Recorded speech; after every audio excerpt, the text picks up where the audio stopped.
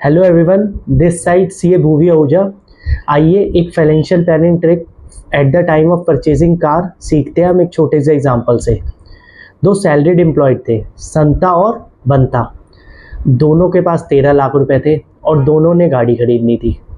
संता को लोन लेना पसंद नहीं था, तो वो क्या करता है, जो कार है वो कैश में उठा लेता है। बंता जो कि थोड़ा समझदार था, वो 3 लाख की डाउन पेमेंट करता है और 10 लाख का बैंक से लोन ले लेता है। जो बंता पे 10 लाख रुपए बचते हैं, उसका वो क्या करता है, म्यूचुअल फंड खरीद लेता है या कहीं भी इक्विटी में इन्वेस्टमेंट कर देता है।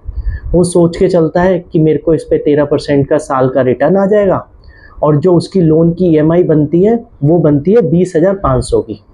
तो आइए इस एग्जाम्पल को हम एक प्रैक्टिकली समझते हैं। जब बंता 10 लाख रुपए म्यूचुअल फंड में डालता है एट द बिगनिंग, उसके पास 1 साल का रिटर्न आता है 1,30,000 रुपये। कितना आता है? 1,30,000 रुपये। ईयर एंड पे उसके पास टोटल हो जाते हैं 11,30,000 रुपये। उसमें से वो 2,46,000 की EMI पे कर देता है। 20,500 की 12 EMI साल की, टोटल 2,46,000। उसके पास ईयर एंड पे बच जाते हैं 8,84,000। नेक्स्ट ईयर म्यूचुअल फंड में फिर जो 8,84,000 पड़े होते हैं, उसमें उस पर रिटर्न आता है 1,14,920 का। टोटल अमाउंट ईयर एंड पे कितनी आ जाती है? 9,98,920। उसमें से वो EMI पे कर देता है 2,46,000 की। टोटल जो उस पर अमाउंट EMI पे बचता है, EMI पे करने के बाद वो कितना बचता है? 7,52,920। आइए 5th ईयर एंड पे देखते हैं क्या होता है। उसके पास अकाउंट में पैसे कितने होते हैं म्यूचुअल फंड अकाउंट में? 4,37,000। उस पर 13% का रिटर्न आता है, कितना?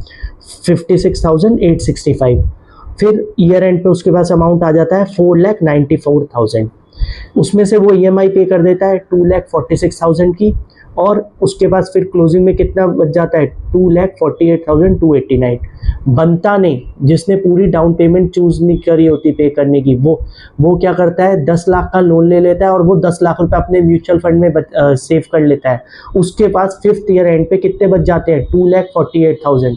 जबकि जो कि 10 लाख की कार होती है, उसकी जगह वो कितने पे करता है? 12,30,000। ये एक फाइनेंशियल प्लानिंग है जिसपे जो आपका फंड्स था, आपने उससे कहीं इन्वेस्ट कर दिया, जिसका रेट ऑफ रिटर्न किससे था? जो रेट ऑफ लोन था उससे हायर था।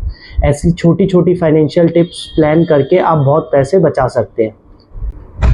बंता और संता तो सैलरीड एम्प्लॉयड थे, तो बंता ने तो सिर्फ 2,50,000 की सेविंग करी। अगर यही कोई बिजनेसमैन होता तो वो इंटरेस्ट की भी डिडक्शन ले लेता एक्सपेंस में, डेप्रिसिएशन भी क्लेम कर लेता, और अगर इलेक्ट्रिक कार होती तो डेप्रिसिएशन कितना रेट होता? 40% मिलता अंडर इनकम टैक्स एक्ट। तो ऐसी छोटी छोटी चीज़ों को प्लान करिए और अपने फंड्स को वाइजली यूज़ करिए।